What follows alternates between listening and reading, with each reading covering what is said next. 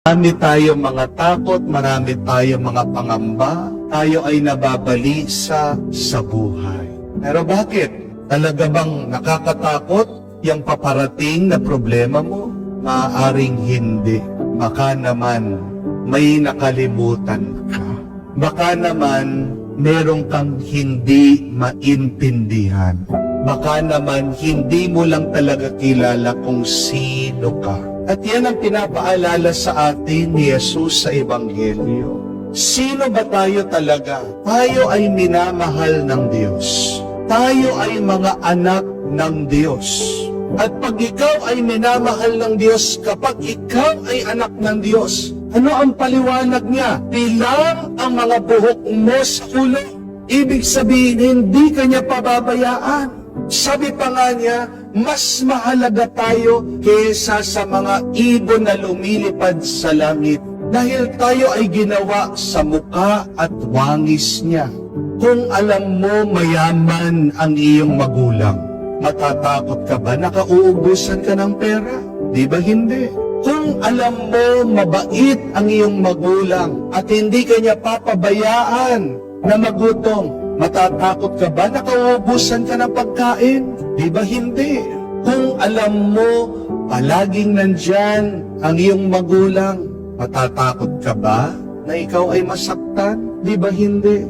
Ano ang sanhi, ano ang dahilan ng ating mga napakaraming takot minsan sa buhay?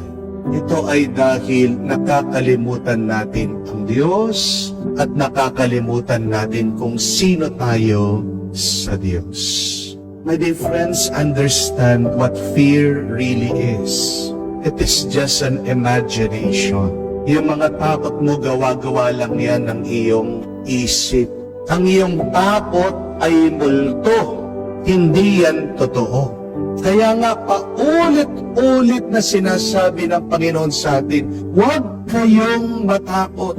Dahil hindi naman totoo ang inyong mga kinakatakot. Pero isa lang ang pinakatotoo, yan ay ang Diyos.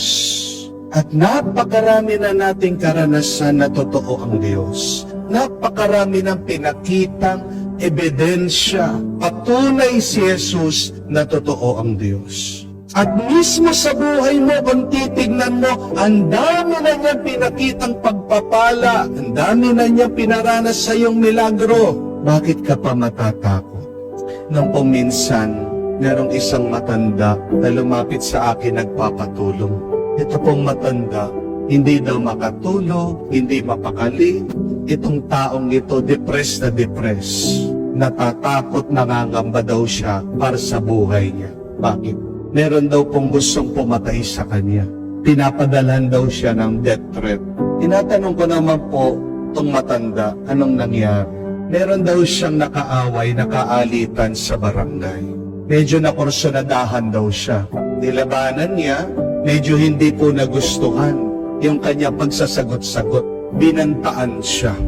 Tinandaan po niya yon, hindi niya makalimutan. Kaya ilang buwan, hindi po siya lumalabas sa kanilang bahay. Hindi na po talaga mapakali itong matanda. Kinausap niya yung kanya mga anak, lumipat sila ng bahay. Pero hindi pa rin daw po maalis sa isip niya at sa damdamin niya na binantaan siya.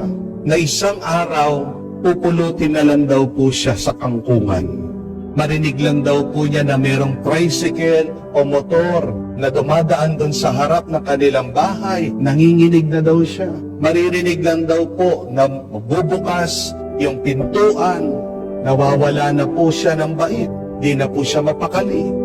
Hindi siya makatulog, hindi po siya masaya, hindi po siya makalabas para makapag-relax at makapagbakasyon man lang. So, pagkatapos ko pong bigyan ng advice itong tao, sinabi ko, pagdasal mo yung mga taong yon, magdasal ka, manali ka sa Diyos. Kinausap ko po yung mga pamilya niya. Alam niyo po kung ano yung nalaman ko.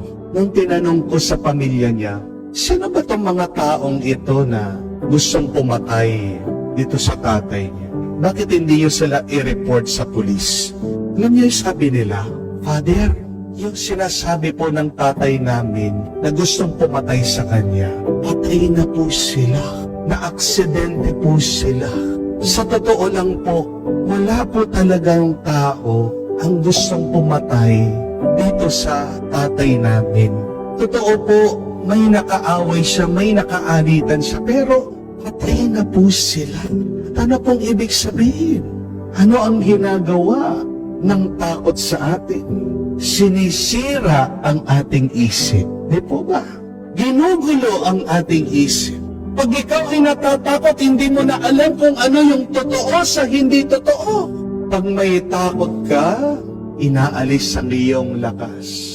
Pag may takot ka, inaalis ang iyong tuwa. Pag may takot ka, inaalis ang iyong kapayapaan. Pero paano mo maaalis ang takot? Napakasimple lang. Alalahanin mo, sino ang Diyos at sino ka sa Diyos. Ang tawag dyan ay pananampalataya. When you have faith, you understand who God is. When you have faith, you understand what God will do for you. And what does our faith tell us? Who God is. God is good, God is loving, God is powerful. Amen? And what does our faith tell us about what God will do for us? God will love us, God will take care of us, God will protect us. Kaya natatakot ka kasi nakakalimutan mo sino ang Diyos at ano ang mabuti at maganda na gagawin ng Diyos para sa iyo. Dalawa lang naman ang pwede nating pagpilian sa buhay Ano? Yung paniwalaan natin ang ating mga kinakatakot o paniwalaan natin ang Diyos. Life is all about faith. Life is all about belief. But it is up to you. What shall you believe? Nagdidepende sa iyo kung ano ang iyong paniniwalaan. Ang iyong takot o ang Diyos. Dalawang pwede mong gawin. Ang labanan mo, ang takot mo sa buhay, o magpadala ka sa takot. Nasa iyo ang pagpili. The choice is yours. Magdasal tayo, naway lumalim, makas ang ating pananampalataya. Maalaala mo, mabuti ang Diyos, mapagmahal ang Diyos, malakas ang Diyos, at hindi ka papabayaan ng Diyos. Yan ang maging panlaban mo at pananggala para maalis ang takot nagbibigay sa iyo ng panghihina. Naway ang iyong matibay na pananampalataya sa Diyos ang magpalakas sa iyo na malabanan mo napakapangit at hindi magandang takot ng iyong buhay.